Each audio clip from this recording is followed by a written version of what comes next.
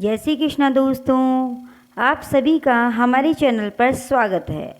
आज हम आपके लिए अपरा एकादशी की व्रत कथा लेकर आए हैं, जो कि आज है अपरा एकादशी व्रत कथा 2024। आज अपरा एकादशी पर जरूर पढ़े ये व्रत कथा, मिलेगा अपार धन और पापों से छुटकारा। इसलिए अपरा एकादशी की कथा जरूर पढ़ें। अपरा एकादशी व्रत कथा ज्येष्ठ माह के शुक्ल पक्ष की एकादशी को अपरा एकादशी के नाम से जाना जाता है, जो कि मई और जून के अंतर्गत आती है। आज यानी 3 जून को अपरा एकादशी है। इस दिन पूजा के दौरान अपरा एकादशी व्रत कथा का पाठ जरूर करना चाहिए। आइए पढ़ते हैं अपरा एकादशी की व्रत कथा। लेकिन दोस्तों, कथा सुनने से पहले और पढ़ने से पहले आप हमारे चैनल को लाइक, शेयर एंड सब्सक्राइब अवश्य कर दें, जिससे कि हम आगे की एकादशी की कथा और अन्य कथाएं आपके लिए लेकर आ सकें। अपरा एकादशी व्रत कथा। हिंदू धर्म में एकादशी तिथि का विशेष महत्व है। एकादशी तिथि जगत के पालनहार भगवान विष्णु को समर्पित मानी जाती है।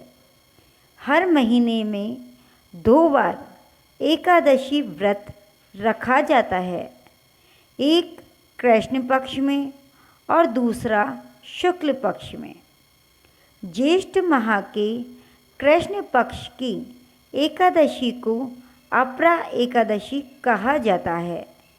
इस साल अपरा एकादशी व्रत आज यानी 3 जून को रखा जाएगा। इस तिथि पर भगवान विष्णु और माँ लक्ष्मी की पूजा व्रत करने की मान्यता है। इस व्रत को करने से व्यक्ति के सभी पाप धुल जाते हैं।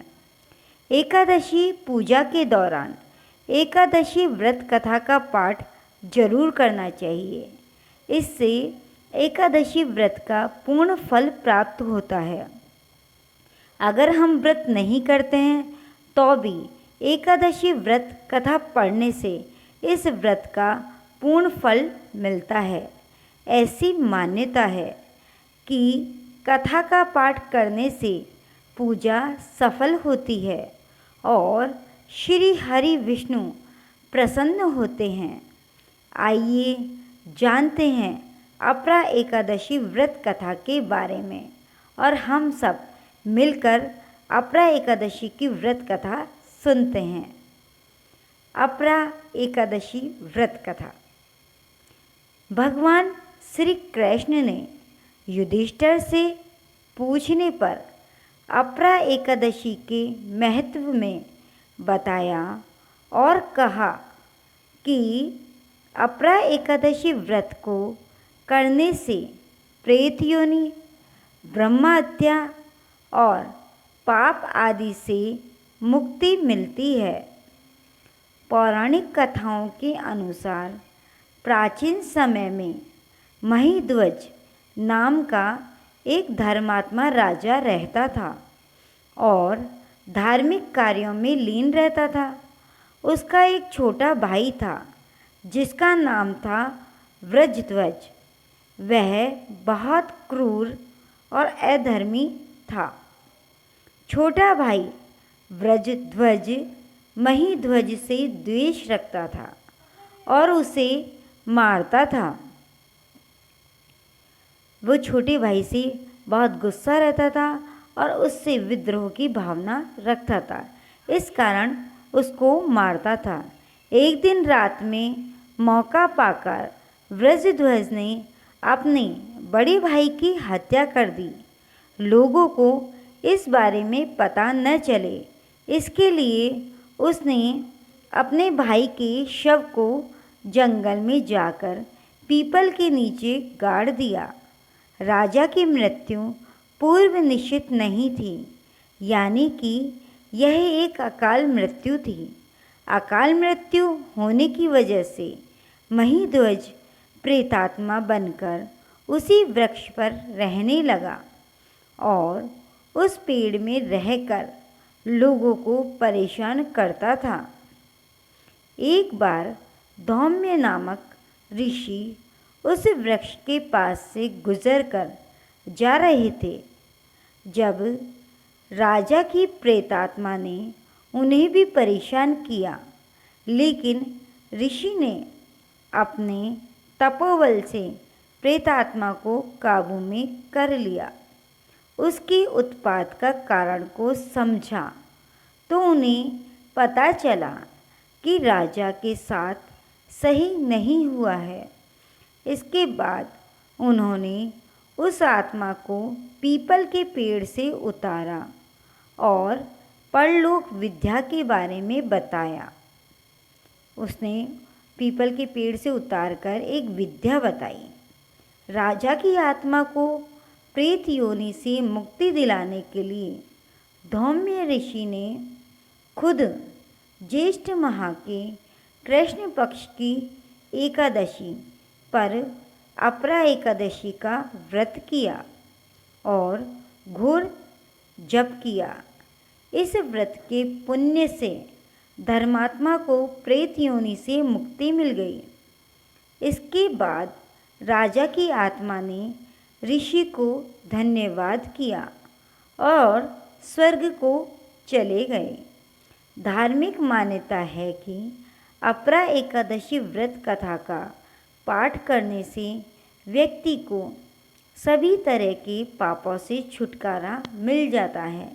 इसलिए हमें भी अपरा एकादशी का व्रत करना चाहिए, जिससे कि हमने जाने अनजाने में कोई भी पाप कर्म किए हों तो उससे हमें मुक्ति मिल जाए।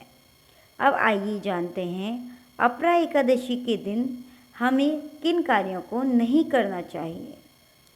अपरा एकादशी के दिन चावल बिल्कुल नहीं खाने चाहिए। ऐसा माना जाता है कि एकादशी पर चावल खाने से व्यक्ति को अगला जन्म रेंगने वाले जीव की योनि में मिलता है। वो रेंगने वाला कीड़ा मकोड़ा बनता है। एकादशी के दिन नाखून या बाल नहीं काटने चाहिए।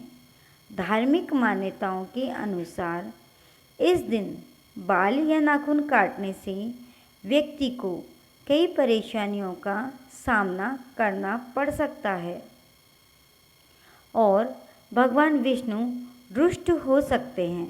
इसलिए हमें एकादशी के दिन न नाखून काटना चाहिए, न ही बाल काटने चाहिए।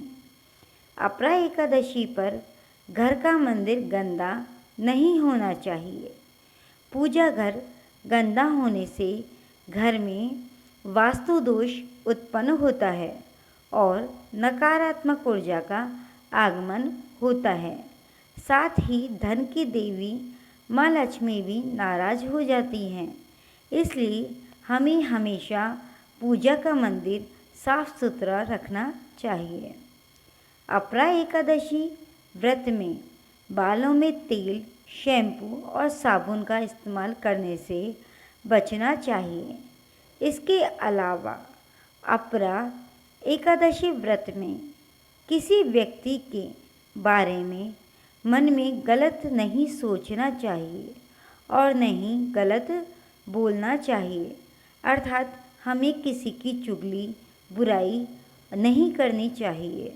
हमें साफ मन से भगवान का स्मरण करते हुए इस व्रत का पूर्ण करना चाहिए, इस व्रत का पालन करना चाहिए, जिससे कि हमें कथा सुनने के साथ, व्रत करने के साथ और इन नियमों के पालन करने के साथ हमें एकादशी का पूर्ण फल प्राप्त होता है।